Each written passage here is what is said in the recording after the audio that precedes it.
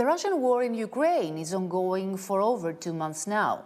But what does this mean for the EU's security, economy and unity? To discuss this, I'm joined here by the Prime Minister of Poland, Mr. Mateusz Morawiecki. Prime Minister, thank you very much for being with us. So I want first to start with this International Conference of Donors for Ukraine. Ahead of it, the President of the EU Council said that this should be the first step for a Marshall Plan for Ukraine. Does the result justify this claim? Thanks for having me. That's first. Second, yes, that Donors Conference was a great success. First, let me express my gratitude to the President of the European Commission, the President of the European Council, and also to Prime Minister Szmyhal, Prime Minister of Ukraine. They all were here in person, and this was very important to actually show to the rest of the world how important this conference is. And we would have gathered more than we would have expected, more than $6 billion.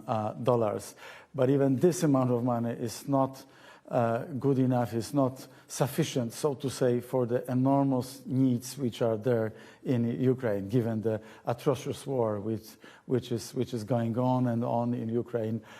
So this is why our activity and our effectiveness in that regard is so critically important. So the Russian war in Ukraine is going on for over 2 months now. Where do we stand on it? Should we hold out for any hope?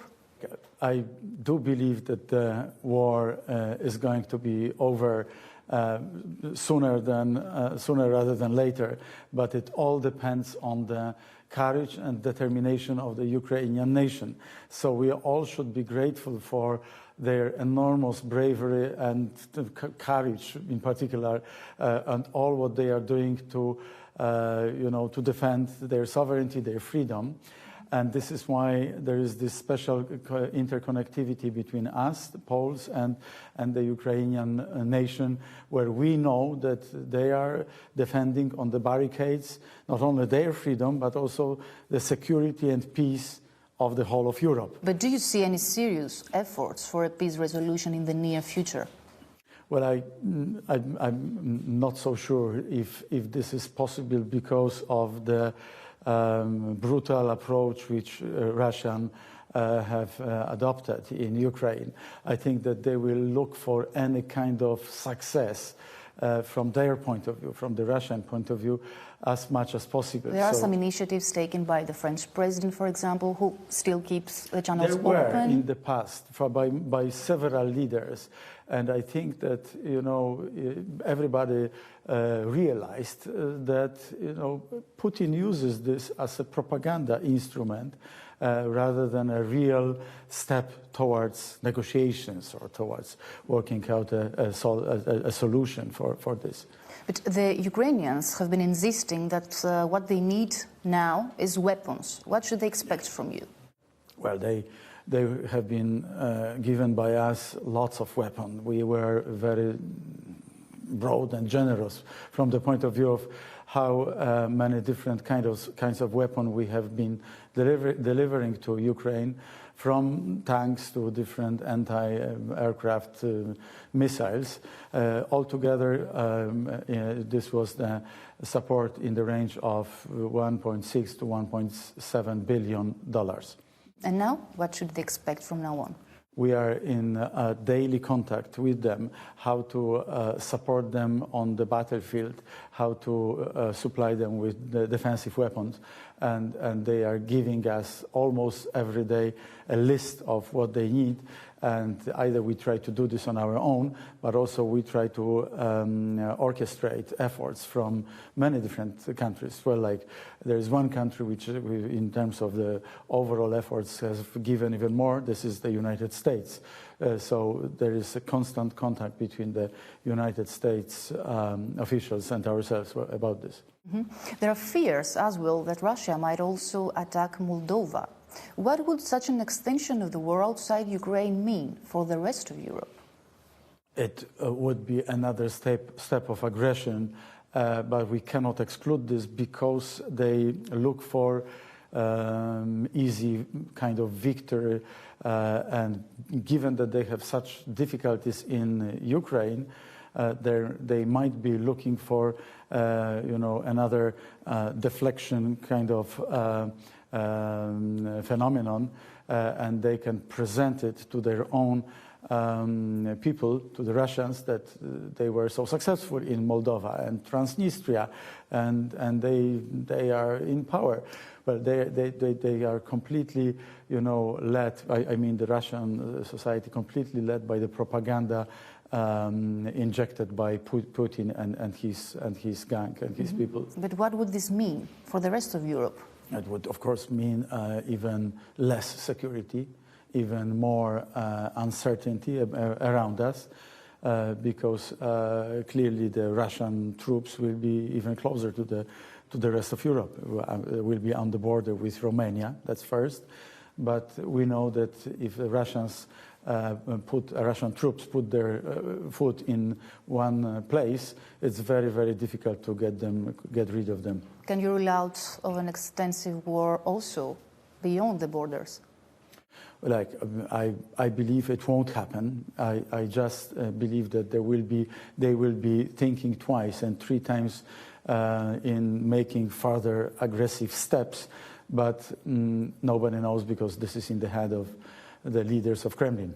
How seriously are you and the Allies taking the nuclear threats by Russia? Well, like, we believe, and I believe, that these are only threats, and actually threats which show their weakness, because they would have hoped for a very quick victory over Ukrainian troops.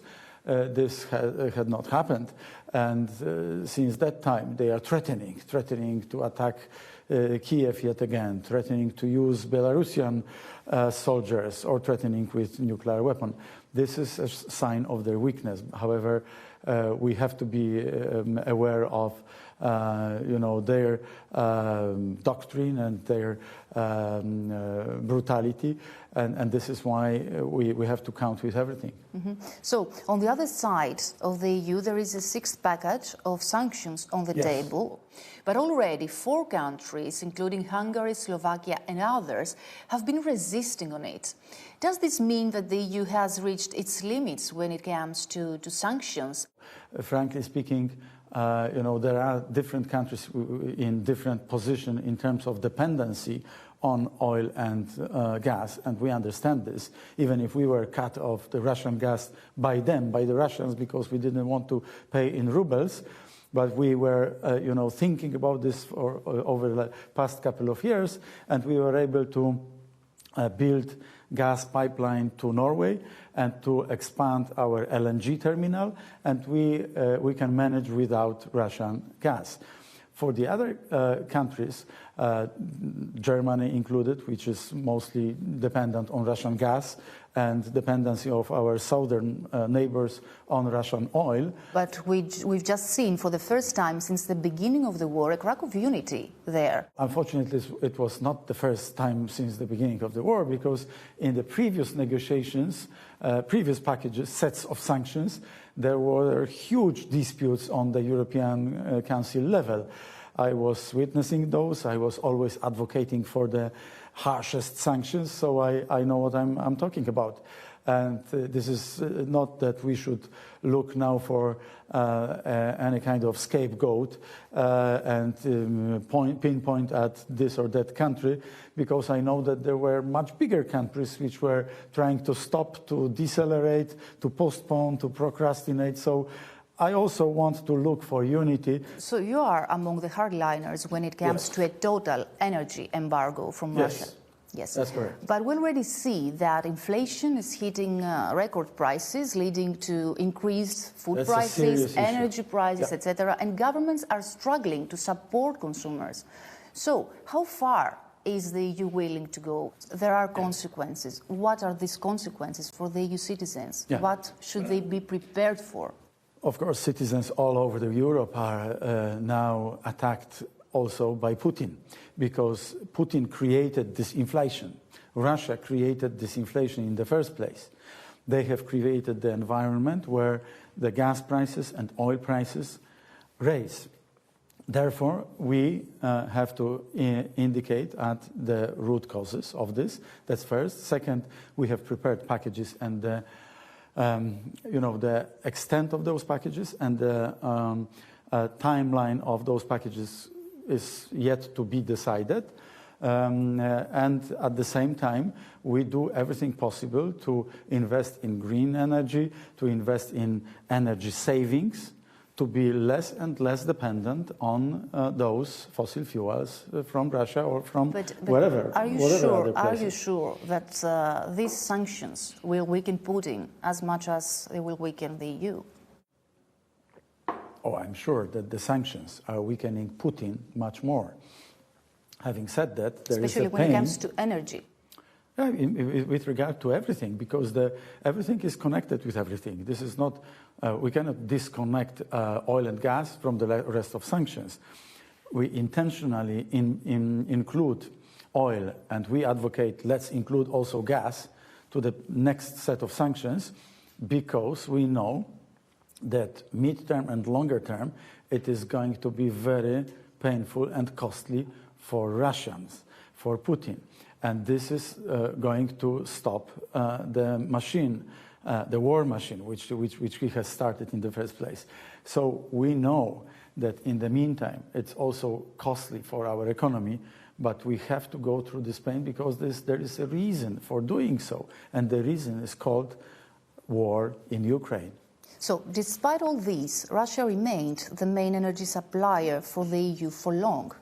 And its dependency has even grown over the past decade, while the Kremlin, especially after the annexation of Crimea in 2014, has reorientated some of its economic activities towards other markets, mainly in Asia. So what has Europe, what has the EU missed there? Well, first, looking backwards, we were warning the European Union and our partners in the West in particular, the Germans, the Dutch, we were warning them and saying that the Russians are always using gas and oil as their weapon. And we were right. So better safe than sorry. And forewarned is forearmed. And we've done everything possible with our neighbors to build interconnectors, to build new gas pipeline system, to build new LNG terminals, and to prepare even next terminal to address all those challenges which we would have expected back then that might have come and might happen. And they are happening right now. And this is why we are much better prepared than the rest of the European Union. Having said that, our neighbors, our partners from the west of Europe, they also feel and they also understand how important this is now to get rid of Russian fossil fuels. So whose fault is this dependence? Well, I don't want to pinpoint, I don't want to aim at a particular member state, but there were countries which were so much dependent, and they wanted to be even more dependent on Russian gas, and everybody knows who they are, that, you know, they were short-sighted, one should say, because they couldn't have imagined what's going to happen with this dependency. And Putin used this as a blackmail tool vis-à-vis the rest of the European Union, and this was wrong. So, Prime Minister, in June, the European Commission will give its opinion on Ukraine's application for EU membership. So, do you expect Ukraine to join the EU before the end of this decade? I hope so. I think it's perfectly possible. I think it's possible because of this Russian terrible war. Russia has to be punished. Their wealth has to be confiscated, the wealth of the Russian Federation and the wealth of the Russian oligarchs. We are going to pass appropriate legislation quite soon, I hope, through our parliament. With regard to the Ukraine as part of the European Union, I hope that they will be given pretty quickly a status, a candidate status, as it is called by the European Commission, and with it, the process of accession is going to start and will not last as long as for Turkey or some other countries. Can we expect the same for the Western Balkans, especially for those in the waiting room for more than a decade?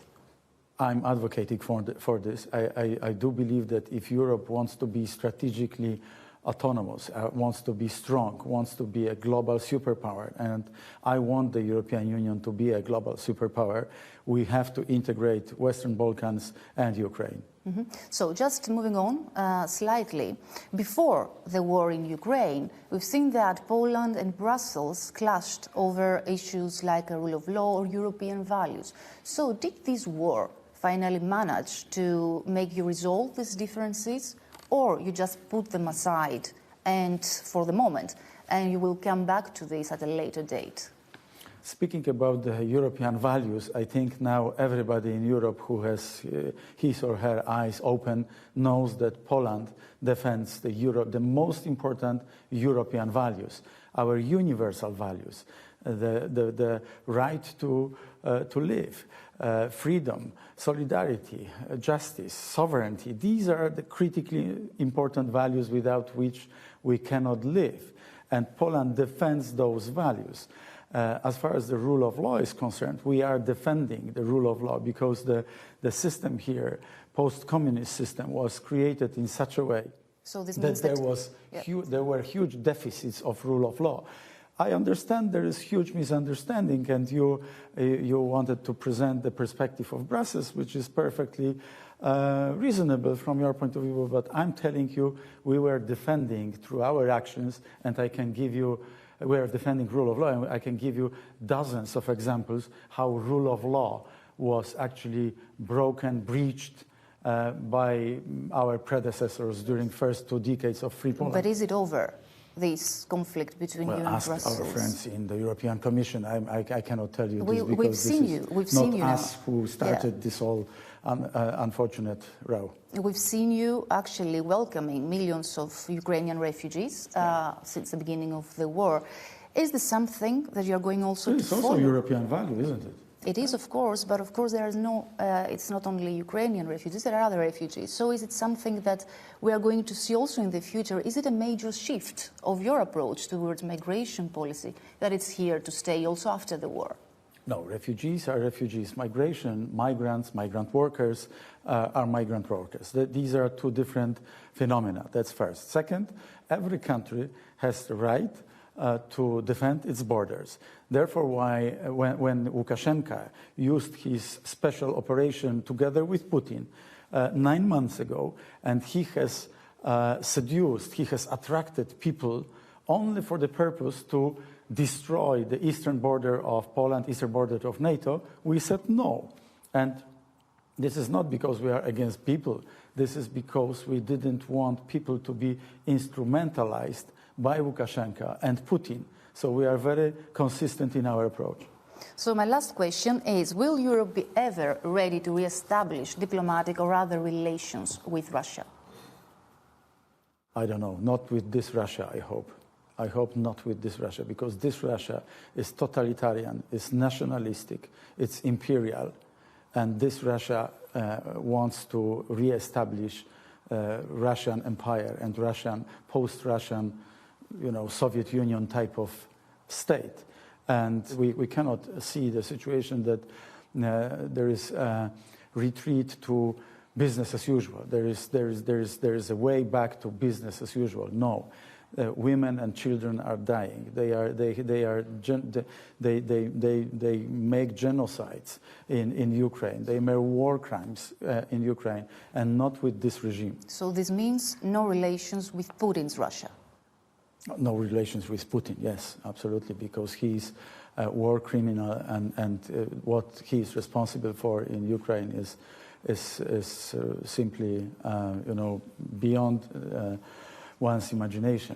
I think we should also create an international tribunal to trace and to trace the crimes and to make justice again back when the war is over. Okay, Prime Minister, thank you very much for being with us. Thank you so much for having me.